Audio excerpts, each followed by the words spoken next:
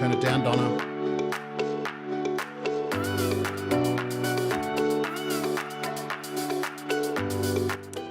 Good afternoon and welcome to a very special episode. It's not 6:05, it's not virtual coffee with Con, but it is Con, and I'm here with you and hoping that you're well and that you will.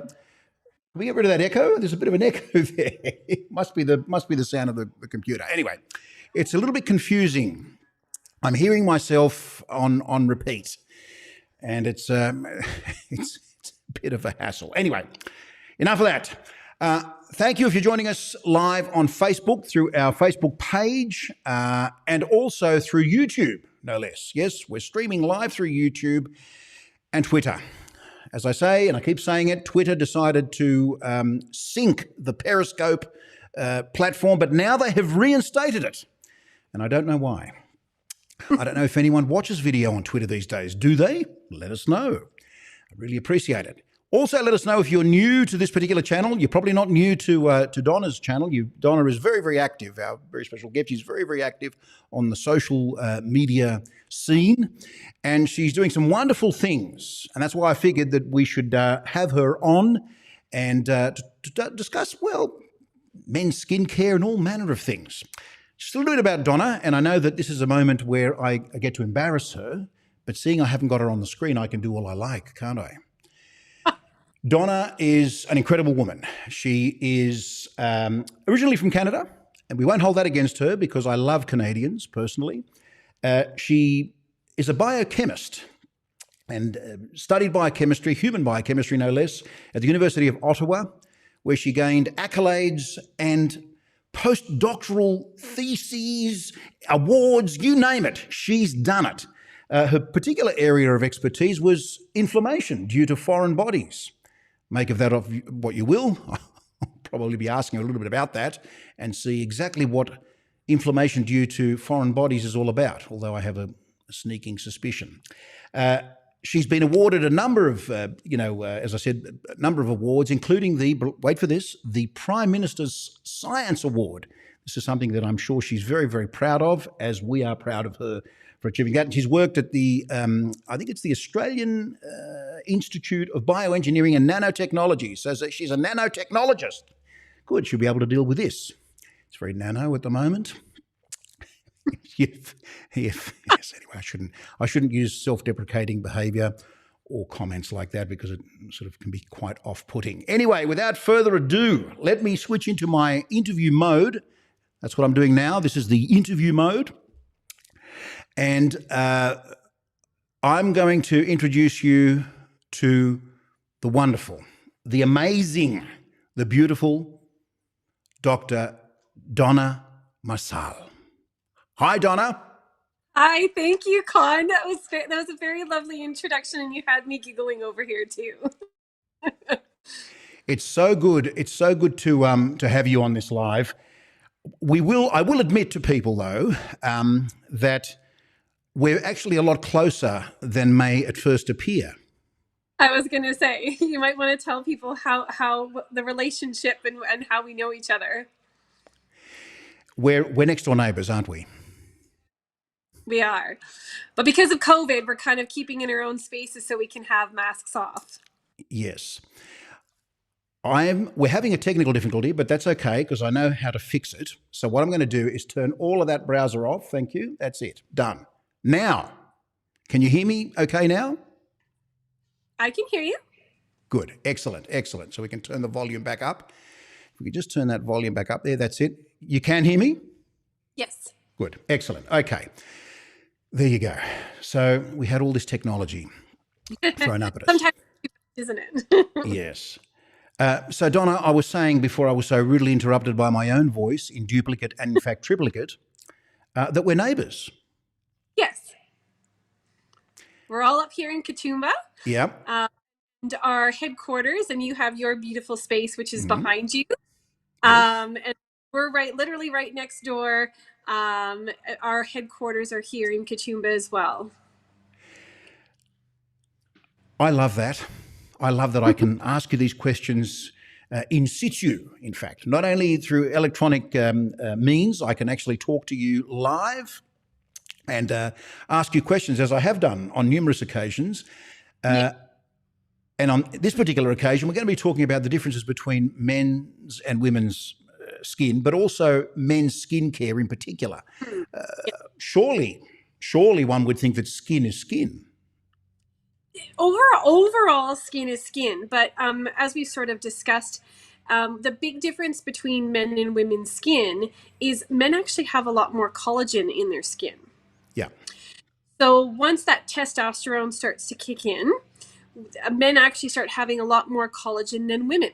Yeah. So what that means is their skin is thicker. So their skin's thicker. And I know you're waiting to show that graph eventually. We're going to show the graph at some stage. It is thicker. So it's thicker. It's a bit more resistant. Not quite so sensitive. So usually men don't have as many sensitivity issues as women can. That doesn't say they don't, but just typically speaking, what this means also as well, men have a lot more pores, have more pores in their skin. Yeah. So you have the hair, the facial hair, you have the pores, and that's also typically why men, especially teenage men, tend to get more acne than women. So there's more pores, your skin is more oily. Yeah. So you don't tend to see men with quite as dry skin typically. So the other, when you come to the aging part of things, because men have more collagen, then there's also a lot more for them to lose, meaning that as you age, men's skin usually tends to look more firm. You don't have the sagging skin that women can get if they're not taking care of their skin as much.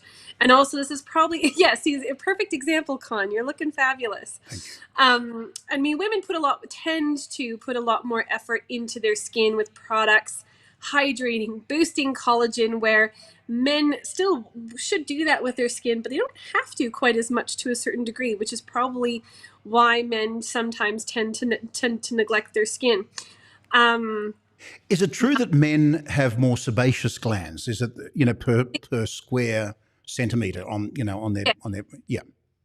So they have more pores, they have more sebaceous glands, which is also why men tend to have oilier skin, because they just have more pores to produce that. So overall, skin is similar. There's just a few different things that men, when you're, working with men, how their skincare will be tailored a bit differently. They're not going to have typically you're not going to have to create all completely new skincare. It's just what you want to focus on, and will be a bit different. And I guess one thing you probably didn't focus on is who we are. So while we're talking about this is that's we have a brand of skincare, Dermatonics, and so so although we focus probably very largely on women in our skincare and with who our clinics deal with, they do see men as well. So it's very important to talk about how men's skin differ and how we can treat it differently, or how we can focus on them for products. So in terms of aging, men will lose collagen. What's interesting, and maybe in a moment we'll show your graph, but men sort of lose their collagen more consistently over time, but at a slower rate. And also they start off with a lot more collagen. Whereas women, they will suddenly, we'll suddenly start to lose our collagen a lot more dramatically when we hit dreaded menopause, right? And so that's why you suddenly see a lot more thinning. Let's throw that up. That might be a great opportunity to throw up the graph. If you want to go walk through on, you can walk through it. Well, I've just noticed immediately that men tend to have, as we say, thicker skin.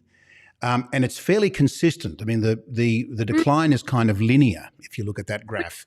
But with women, it tends to sort of taper off almost, I won't say exponentially, but there's definitely a curve there. Pretty close, yeah. Definitely much more rapidly than men once we get a bit older. Yeah. We're not old. Yeah, so but what's interesting is that usually, so a man who probably takes care of their skin a little bit better, you'll notice that their skin is going to look phenomenal as they age. So you see lots of older men into their 70s and their 80s, and really, besides some wrinkles and stuff, their skin looks pretty good. Yeah. And often they talk about how these actors, which maybe typically actors will take care of their skin a little bit better because they're in front of the spotlight, how they age like a fine wine and they actually look better as they age, so and this would be one of the reasons, is because they're not getting that saggy skin like women do, and they have that collagen that sticks around a bit longer. Now, what can counteract that with some men that don't take care of their skin, or say they're a tradie that is out in the sun quite a lot, is even though they all that extra collagen and much more resilient skin, if they're not taking care of their skin sun-wise and applying SPF, then they can sort of balance themselves down with women and have more wrinkly skin if they're not taking care of their skin. So that's probably one thing that men can take on board as well, is SPF. Like, everybody can, but a lot of men really neglect their SPF. Can I say then, I mean, it's probably then unjustified, and I've heard a number of men say this, oh my God, all the product that my wife has or my partner has, oh my God, there's all these product. Well, the empirical evidence would suggest that perhaps women need to have a more structured regime around that and make sure that, they're trying to, offset, or at least, retard the process of, skin elasticity and thickness and so on and so forth. And in fact, it's quite justified when in having these. Yes, would that be a fair assumption? Yes, I mean, unfortunately, us women do need a little bit more help with the collagen, boosting it, so getting our own internal cells to not lose the collagen quite so much. So there's a lot of products out there that can either help stop the breakdown of collagen and also increase collagen synthesis in your cells. So that's one end. Also, another reason probably why women will put a lot more effort into their skin is probably, we're a little bit more vain and we want to look, without the wrinkles and all that kind of stuff. However, hormones that come into play. So like we mentioned, testosterone really affects collagen. In terms of pigmentation, women can be affected a lot more with pigmentation. And so, and that has a lot sometimes to do with estrogen. So again, so is there a decline as a woman ages? Is there a decline in estrogen? Well, sometimes, like for example, when you look at pregnancy, you get increases in your hormones, and so sometimes will promote pigmentation, but it's just all those changes. And in menopause, your hormones are all over the place, and so quite often people who are prone to melasma, which is one of those pigmentations where you see marks all over, sometimes it comes up as they're a teen and you're starting to get hormones increase. Then there's pregnancy, and then it'll go away, and then you've got menopause. And so hormones quite often play a part in all that. So this is probably another reason why women are putting a lot of effort into their skincare, because of all these things. And because women's skin can sometimes be more sensitive, the quality of the product and the different steps in what you put in there are important. Yes, I do agree. Sometimes the number of skincare products that we need to use is a bit unnecessary. But definitely quality products and being vigilant with your skincare. And even men can do this simply, easily. And we can talk about a simple routine for men. Something as simple as washing your face at night can be something, just a simple step that will really improve things, especially with all the pores that men have. So, even though you may not think your face is dirty and you're not wearing makeup, if you're out in the environment, and again, especially I'll pull out, tradies who are out in the dust and the sun and the dirt, it's really important to actually get a cleanser that will really clean out the pores, as opposed to just a face wash, which is better than nothing. But to do something that's the next step, then investing in a good cleanser is a great step to include. What about, and I've heard this quite a bit, what about men that say, look, we shave, so that in a way is a form of exfoliation, for want of a better term. We're removing that upper layer of skin, the upper epidermis, if you like, and therefore the sort of cleaning routine and the regime that ladies go through, and they use all these, they use witch hazel and this micellar water and cotton pads and all this sort of stuff, and to try and remove pollutants and dust and grime and things just from the day. I mean, you don't have to be doing anything in particular. You don't have to be working out on a building site or be a gardener or anything like that to accumulate all this dirt and toxins and whatever. So men don't actually get off. They don't actually get off scot-free. They have to use something, you would suggest. I mean, I use your cleanser, and I swear by it. I think it's beautiful. It's wonderful. Yeah, so that's to a certain degree, shaving will be a certain form of exfoliation. However, you're not shaving your forehead, That's right. and also the shaving, depending on how you do it, and you want to make, I'm sure you'll have some tips on the best way to shave, is that, you want to be very gentle with the skin, because sometimes shaving can actually really irritate their skin. So there's steps that you can before and after that, even though you are kind of doing that exfoliation, that you're treating the skin properly before and after, so you don't get irritation and all this. But the skin still needs another way of exfoliation. It's doing it gently to lift all the dead cells all around the face. So think of like around your nose, on your forehead. So it's to do a good exfoliation. And same with beards. And then that's another subject on, is getting into that beard and taking care of that properly. So this T-zone that we talk about, the forehead and the nose, that whole area, and where some people have blackheads and have a build-up of, as we said, this sebaceous, these oils, these natural oils that our body and our skin secretes in an attempt to protect it, I would imagine. These things need to be cleaned. I mean, you can't just have it. You can't just expect to sort of waltz through the year not washing your face with deliberate, So it is very, very important, isn't it? It is. And if it's something as simple as, like everybody probably likes a simple routine, if we can, I know a lot of men like a simple routine, busy mums want a simple routine. So, if we think of something very easy that we can have in the shower with us, it's great, because as you have your shampoo in your hair and you got that in there for a minute and you do a quick wash over of your face, something like a foaming cleanser that's not too harsh is great for in the shower, because then I know some people don't like a foaming cleanser because it's a bit messy, but then if you're in the shower, then it's easy to clean off, and so that's something that's a really easy tip, is a foaming cleanser in the shower. Easy, extra minute in your routine to do a quick cleanse. If you've got a cloth with you, it helps exfoliate a bit more. So I think for men, because they tend to have slightly oilier skin, slightly thicker skin, it's usually a bit more resilient. I would recommend a foaming cleanser for most men. Right. And so what you would suggest is, on entering the shower, you just wet your face, apply the cleanser, and then leave it for a little bit, or is it wash off immediately?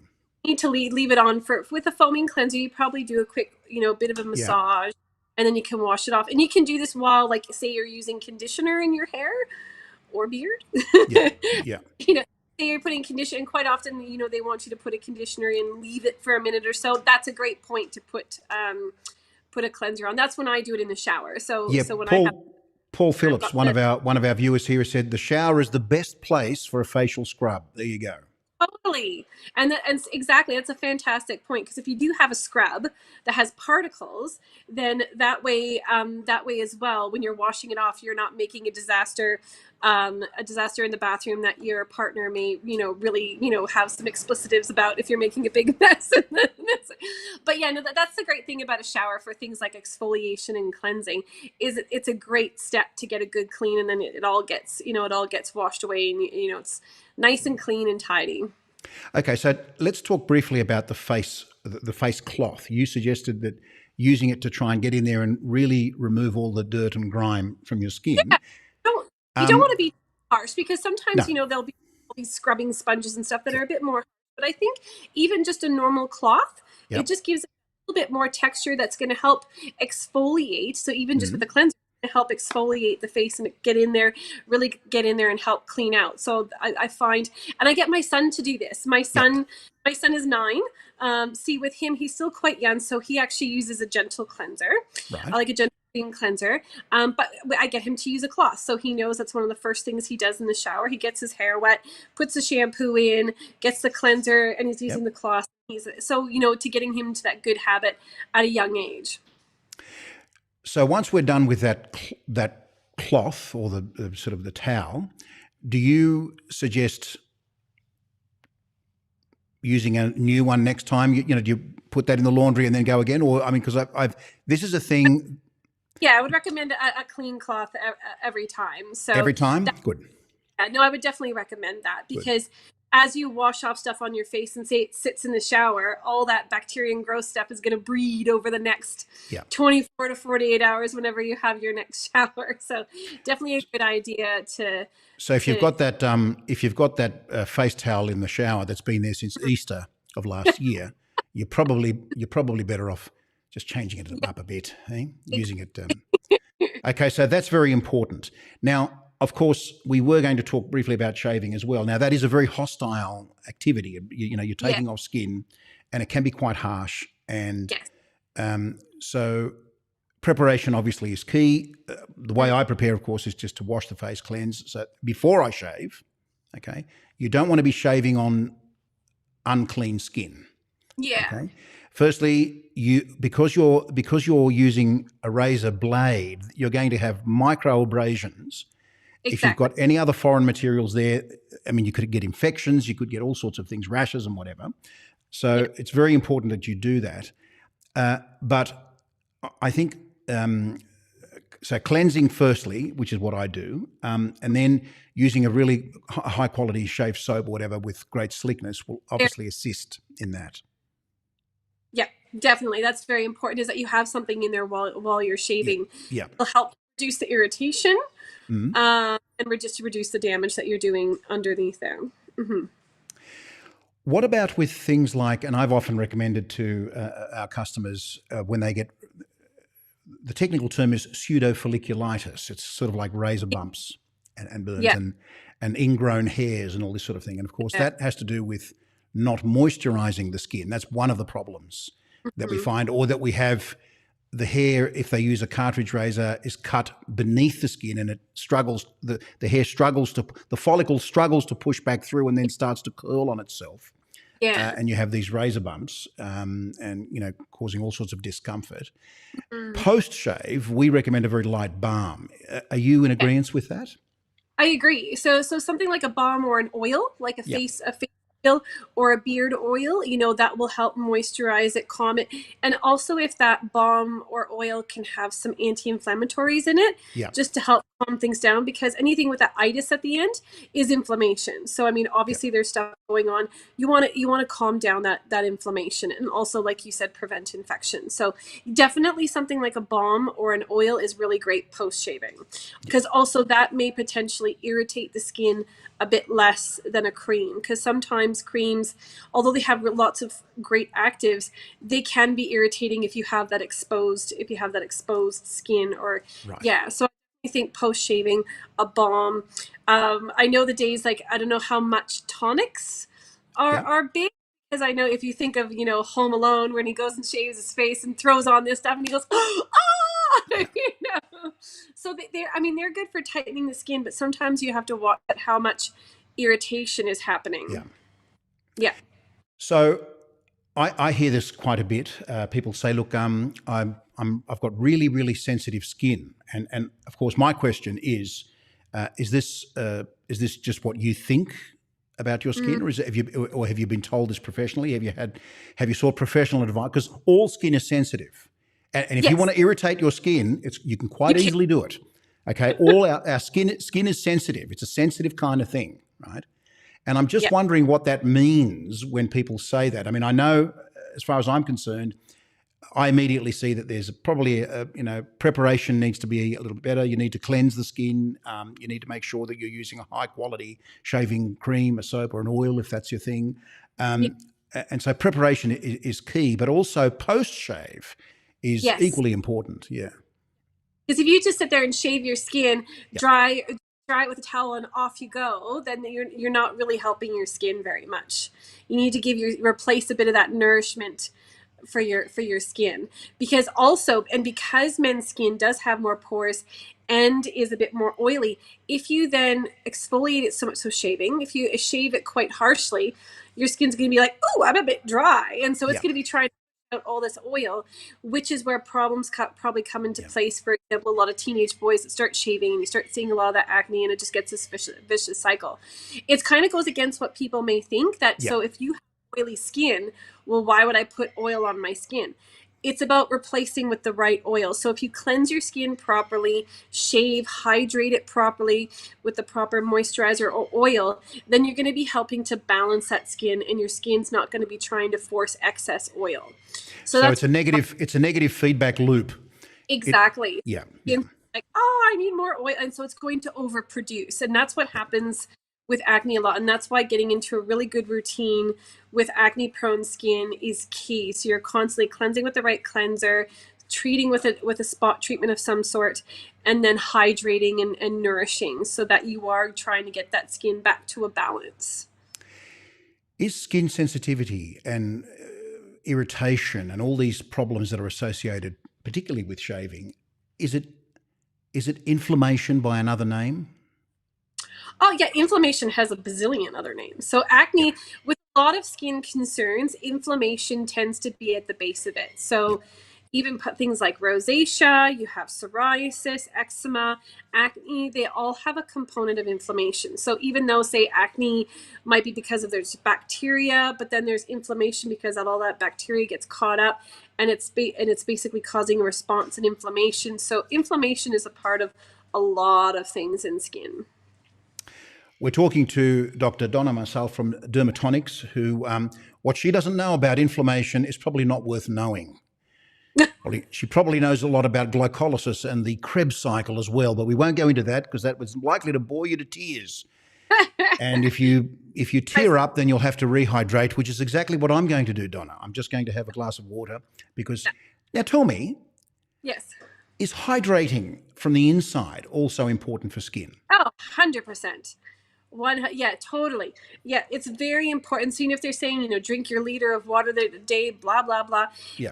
Totally. Because so if you're, waking up and having the first thing that goes into your mouth is a coffee, and then, you walk outside, you meet your mates and you have another coffee. And so you've had all this coffee. And although that is, liquid, you've got to make sure you're drinking your water. And then, in the evening, crack open a beer or a glass of wine or a whiskey. You've got to make sure you're drinking water as well, because all those What things. do you mean whiskey? Whatever your beverage or libation of choice is. So those things, in moderation, those things are fine, but you got to make sure you're balancing with water, Yeah. because then your skin will tell. Like, your skin will be a telltale sign, especially your hands. If those are all dried out, your skin is screaming that it needs more hydration. So yes, you need to replace with good skincare that will absorb and provide hydration.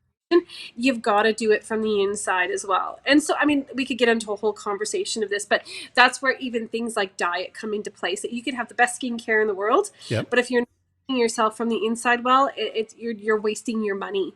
So you have to be, doing everything from the inside as well. So 100%, water is very important to make sure you're drinking throughout the day. And if you do love coffee and you do love a drink in the evening, that's fine. Just make sure you're drinking some water along with it to help out your skin. Because this is not coffee with con, this episode, where this is why I've deliberately decided to go for H2O. I mean, it's an essential part of life. Look, I heard some anecdotal stories, some anecdotes about hydrating yourself before you shave, and I attempted to do this and saw whether there was a sort of a visible or a marked improvement in my shaves. And so I did this for some time and found that it actually did make some difference. Now, I don't know whether that was my mind playing tricks, whether it was some form of placebo or something, but what I would do before I would shave is I would make sure that I'd have a decent glass of water about 30 minutes, 40 minutes before I would shave. See, the temptation is to get up in the morning and have a cup of coffee. Well, of course, that is a diuretic that dehydrates you. So if I'm going to have a cup of coffee, I should have 2 glasses of water perhaps to try and get some balance back. And I found that my shaves were a little bit better. And this is why I asked you about this whole hydrating from the inside as well as the outside. Yeah. Yeah, because also all throughout the night you've been sleeping. So I mean, Yeah. I understand sometimes life gets hectic, but if you jump out of bed straight into Yeah. the shower, then your body hasn't had a chance to get up and move around and get that hydration through. So yeah, ideally, if people do have time, then if you can get up, have a drink of water, get moving around a bit, then get into the shower Yeah. and do a bit of prep, you'll probably find, your shaves will be a bit better for sure. And there are men also that like to shave at night for that very reason. They've hydrated through the day. And I was a bit skeptical at first. And I thought, hang on a second, I shall experiment on myself, and did this and found that there was a marked improvement. There was an improvement, a sort of a discernible difference. Before and afters, or done some scans of your face, then that would have been interesting. Yeah. Wow. Yeah. There you go. I think we can definitely yes, might have to look into that. If anyone's got any questions, type them down below. We've got a few people saying hello. What have we got? Paul Phillips is on there. Paul Creasy. Hi, Paul. Thanks for joining the live. It's very kind of you to join the live. I think we have Leon as well.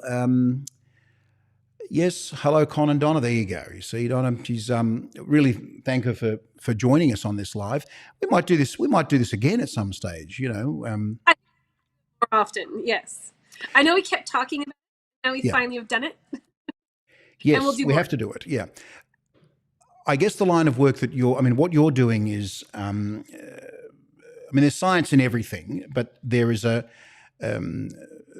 a very deliberate, everything that Dermatonics does is guided by robust scientific principles and so on. There's testing and all the rest of it. What we do involves science, definitely, but there has to be, there's kind of a meeting of those two where you have, people think that shaving is a thing, it's a routine, it's something that needs to be done, it's part of the day for some people, and others, of course, don't want to shave at all, but that's another thing. But there is science in all of it, and so and quite often I wonder when I'm asked questions. Things like oily skin, that's fairly standard now, that if you keep drying your skin out, the body's going to keep saying, listen, we don't have enough oil, let's produce more oil, which of course is a barrier. It's it's the first line of defense for your skin, of course. But there's a lot of, I'm interested particularly in the cleansing side of things, because that I think is where it all begins, where that whole process begins. Yep. And there's even, you're probably even seen memes going around. That's my 9-year-old son. He's all about the memes, right? Yeah. Yes. So if you don't, especially for women, and I know we're talking about men, but especially for women, if you don't wash your makeup off at night and you keep doing that consistently, it can really age your skin. So starting off with a clean, yes, it can. Yeah. Yeah, it does. It ages your skin. So if that's one thing, again, cleansing, it just gives you a clean canvas. Because if you are putting on a high quality moisturizer over top of skin that has a layer of what you don't see, dust, whatever, residual, whatever, then it's blocking some of it, and also you don't know how whatever's getting into your skin, because you're almost trying to push it through your skin. But the skin will have a barrier of what goes through it. But cleansing, if there's two things that men can do, there's probably more that I want them to do, but if you can cleanse an SPF, your skin will look fantastic. If you can cleanse, moisturize an SPF, that's even better. Yeah. Look, I've seen these rather horrific these micrographs of little mites and things that live on your eyelid and live on your face. Yeah. They look kind of scary. They look like something that Frank Herbert, that wrote Dune, would write about. It's like those huge, sort of some sort of sci-fi monster. And these things are living on your skin. Yeah. So try and get rid of them from time to time, please. Yeah, that prevents that from happening. So if you're doing a regular cleanse, that's not going to happen, because they're going to get washed away quite easily. Yeah. Right. Paul has a question here for you. He says, is there such thing as too much product, too much moisturizer, too much facial scrub, too much cleanser? I agree. Probably not so much for the moisturizer. And it depends on what's in the moisturizer and how heavy the moisturizer is. If there's a lot of silicons, now silicons are not all bad, but if you have a moisturizer that's quite heavy and you're putting lots on, it can become comedogenic, meaning it it can actually promote acne. You can over exfoliate, and that gets talked about a lot. So really you only need to exfoliate maybe twice a week. Really that's sufficient. So yes, you can over exfoliate, can over scrub. So that's one step for sure. But in terms of like over oiling or over hydrating, not necessarily, but something being too harsh on the skin is one thing that we can do too much of. So, even if women or men go in for treatments and they're going in for certain treatments that redo the surface, and you do that too much, Yeah. it can actually be quite irritating. So yes, so depending on your skin and how sensitive it is or how resilient it is, there's different kinds of exfoliants. So if you tend to have skin that's a bit more sensitive, something like an enzyme-based cleanser that's a bit more gentle is good.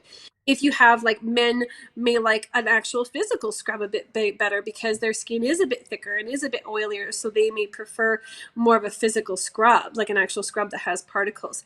But really, it only needs to be done a couple of times a week. And this goes for beards as well. If you want to get in and exfoliate the beard and get some of that dead skin that's stuck in there, a couple of times a week really is sufficient. Right. I hope that answers your question, Paul. Paul's middle name is Handsome, so he's a very handsome, very very handsome man. Look, it is very very important. I know that men tend to neglect their skin, and there was a whole stigma associated with, look, if I'm looking after my skin, then I'm not, your man's man. That's changed, thankfully. That has definitely shifted. People have certainly started looking at their skin a different way, and men. And I guess the thing is, and I saw this somewhere where, is men's skincare really that different from women's? So the actual skincare is not that different. It's just choosing the products that are more appropriate for yours. And also, some of the packaging, because obviously some of the packaging for main skincare is very pretty and girly, and maybe you don't want that sitting on your shelf, and we get that. And a lot of men's skincare, that's where that comes from. Tweaking the ingredients a little bit, changing the packaging, also the fragrance. Obviously men may like a different bit of a scent than a woman. And the moisturizer can probably be a little bit lighter. So just really, it's not drastically different from women. So if you're using, we know several friends of mine or clinic partners' husbands where, they're stealing their wives', beauty elixir, and they love it. Wow. There's nothing wrong with that. No. Nothing wrong with stealing anyone's elixir. It's one of my little side things. No, it's not. No, it's not. Please don't. I don't want people DMing me and saying, "What is it that you're stealing?" That's look, I've really enjoyed today. Yeah, I think we should do this again. It was by means of an introduction, actually, to be brutally honest, try and get people to see that there's more to life, particularly with men shaving, than just picking up a razor and a soap and going for it. I think it's critically important, but I think the takeaways from here is that we need to hydrate both inside and out, make sure we cleanse and we moisturize our skin, and the SPF. Now, that seems to be a big thing of yours, isn't it, the SPF? Yeah. And that's one thing, like I said, that's one thing that brings like all the extra collagen that men have. That's one thing that bring men's skin down to the level of where women's skin as they're older, because they don't take care of that, of this. They're not as sun smart as women can be with their SPF, because if they're going to a skin clinic and doing all these treatments, that's one thing that their therapist will harp on about is SPF, SPF, SPF. Right. So, yeah. I think we should do a live on SPFs, and perhaps even talk about some of the horrible things that are in some SPF products. I know there's some really horrible ingredients. And we can talk about ones to stay away from, and ones that are for sure we could certainly do, especially with summer coming up. Yeah. I think it's done. Very. We've got one question here. What is beauty of scent? Here it is. What is SPF? Sun protection factor. So it's SPF is a factor that is used to determine the level of protection that you have, or how long you can stay out in the sun without burning. So you'll see here a lot of SPF is 50, because that's kind of the regulation now, is for it to, you cannot sell. So the days of banana boat oil that's like a 4 SPF are gone. I think they are available. you can still get those products, but they are not allowed to be called a sunblock. And that's where the regulations have come in, is that you can have, you're allowed to say, like, say Banana Boat can have a product that has an SPF of 4, but they're not allowed to call it even a sunscreen or sunblock or whatever. You're not allowed to call it that until it's a 50, because that's what's actually going to protect your skin for a reasonable amount of time and protect from burning. Yep. There we are. Beauty of scent. I hope that helps. So it's a factor, and we need to look at least 50. You're saying? Yeah, I mean, I think there are some products out there on the market that are still 30, and that's better than nothing. They're just not allowed to be called a sunblock. And often, so one of the challenges I know that some of our beauty therapists have is compliance. So the thing is, you'll tell your client to wear a sunscreen. However, they don't want to wear it because it's cakey. And that's because zinc-based sunscreens, and we'll leave this for the next talk, are sort of the better ones, but they can get quite cakey. So So it's a balance of having an effect. There's also a smell to them. There's a smell to SPF, I found. Yeah, they don't smell great. But do you want skin cancer or not? So I think I'll go for not smelling great over skin cancer. Thank you. So this is the thing is that it's finding that right sweet spot where your sunscreen is not too cakey, yet it's still effective. And that's the whole, we're aiming on launching. We don't have a sunscreen in our range yet, but it's something that we're adding very soon to our range. We're just in the final stages, because again, it is tricky to get it just that right so that people will wear it and like it and it's effective. And it has to be TGA listed as well. So that's the thing. Okay. Well, thank you so much. I really appreciate it. Thank you to all the people that have tuned in. Some of them are coming on now and saying hello and all the rest of it. I really appreciate it. I'm sorry you couldn't get to all of your comments, but I'm so pleased that you could join us, Donna, and I will hold you to it. You have to come back and we can talk about specific. And in fact, if you have any questions, perhaps you can put them down below if you're on Facebook or on YouTube, or wherever it is. And I shall collate those questions and we'll make a show of it. What do you think of that? Sounds perfect. Okay. Well, that's it from us. We'll see you in the next live, folks. Bye-bye.